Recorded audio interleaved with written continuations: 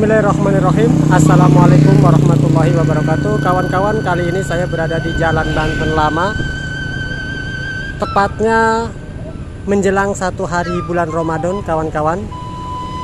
Nah, kali ini kita akan coba melihat situasi dan kondisi sambil jalan, kawan-kawan. Banten Lama menjelang 1 hari bulan puasa kemarin ya. Nah, ini situasinya seperti ini, kawan-kawan. Nah, besok tepatnya hari Kamis tanggal 23, kawan-kawan, kita akan melaksanakan kegiatan bulan suci Ramadan. Nah, perlu disampaikan bahwa seperti ini situasi dan kondisi di Jalan Banten Lama kaitannya dengan bulan suci Ramadan. Kawan-kawan, kita tahu bahwa di Banten Lama ini, kawan-kawan, memiliki sejarah yang sangat luar biasa kaitannya dengan Sultan Ageng Tirtayasa. Nah, seperti ini, kawan-kawan, kondisi jalannya ya.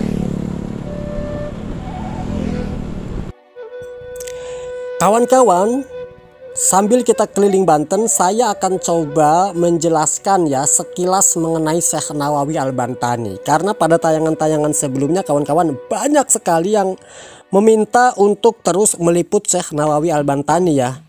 Tapi backgroundnya ini adalah background Jalan Banten Lama menuju Kesultanan Banten. Tapi saya akan coba isi dengan mengenal Syekh Nawawi ya, kawan-kawan ya. Sekilas mengenai Syekh Nawawi Al-Bantani, kawan-kawan. Biar kawan-kawan sambil melihat pemandangan juga mendapatkan ilmu pengetahuan ya. Mudah-mudahan tidak salah ya, kawan-kawan ya. Baik, kawan-kawan, Indonesia kita ini pernah memiliki seorang ulama besar, kawan-kawan, yang kalibernya itu internasional, tidak tanggung-tanggung ya. Dan namanya itu masih tercatat di benak para pecinta ilmu sampai sekarang.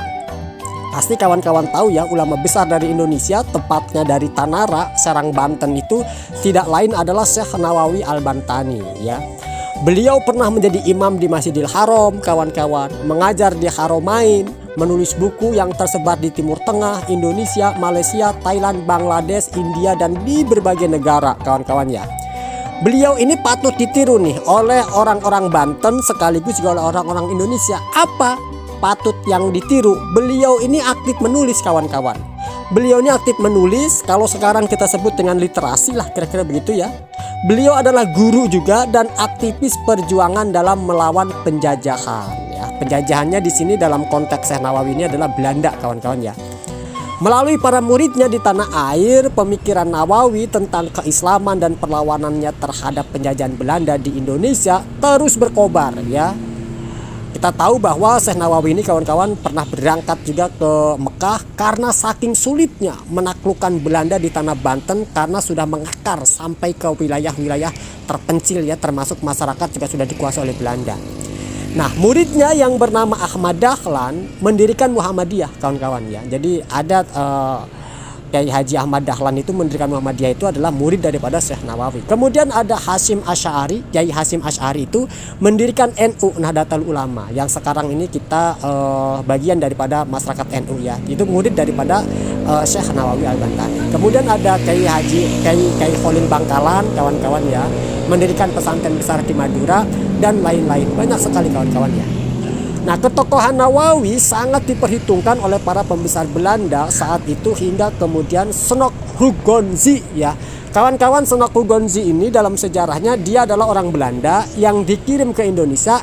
Dia diharuskan atau dituntut untuk menaklukkan Islam di Aceh, kawan-kawan. Tapi Islam di Aceh sangat kuat.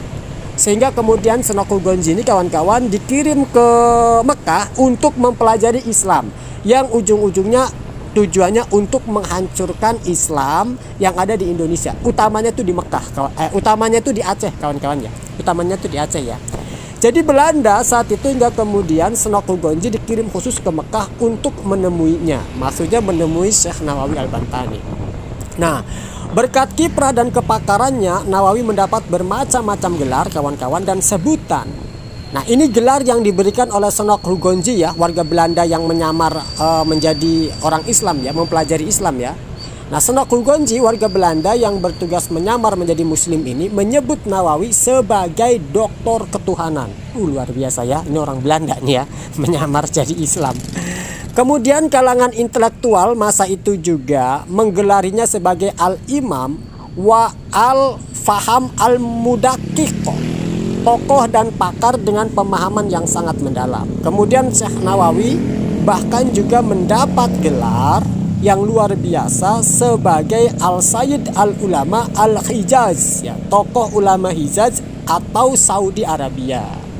Sementara kawan-kawan, para ulama Indonesia itu menggelarinya sebagai Bapak Kitab Kuning Indonesia.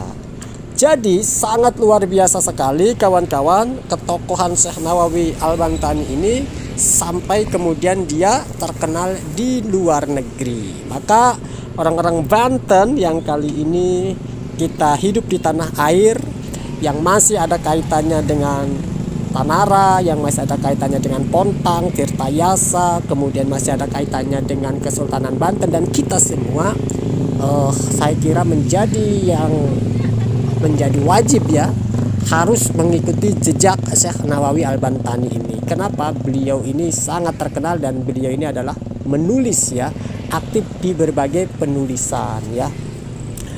Jangan lupa kawan-kawan follow terus kegiatan kita hari ini. Tepatnya saya mengambil gambar di Kesultanan Banten ini di jalannya kawan-kawan ya. Saya isi tadi dengan informasi tentang Syekh Nawawi Al-Bantani. Maksudnya adalah ketika saya mengambil gambar ini tidak semata-mata menampilkan gambar tentang kondisi Banten menjelang 1 hari Ramadan, tetapi saya berharap ada manfaat ya, selain melihat situasinya juga mendapatkan informasi tentang Syekh Nawawi Al-Bantani. Karena kawan-kawan pada tayangan sebelumnya meliput saya berkunjung ke rumah Syekh Nawawi Al-Bantani itu, kawan-kawan yang menonton sudah tembus 1 juta ya. Nah, banyak sekali permintaan itu. Maka dalam kesempatan ini saya akan coba melanjutkan sekilas mengenai Syekh Nawawi Al-Bantani tadi.